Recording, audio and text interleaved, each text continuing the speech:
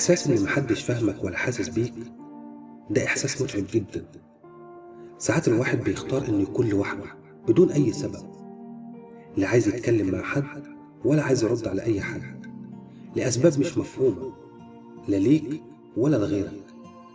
الحكاية كلها إنك بيجي عليك وقت وبتمر بحالة من لا مبالاة، اللي هو ملكش مزاج ولا نفس تعمل أي حاجة، لكن كل اللي حواليك بيفسروا الحالة بتاعتك دي ب100 شكل وب100 لون.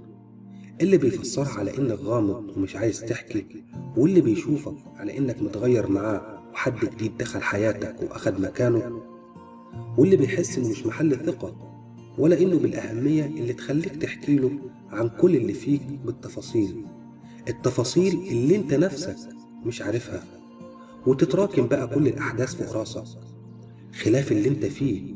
وكل ده في الوقت اللي انت محتاج انك ما تفكرش في اي حاجة، لانك بجد مرهق وممزق من الداخل للحد اللي مخليك مش قادر تحدد سبب الألم النفسي اللي انت بتعاني منه ومسيطر عليك من جميع الاتجاهات.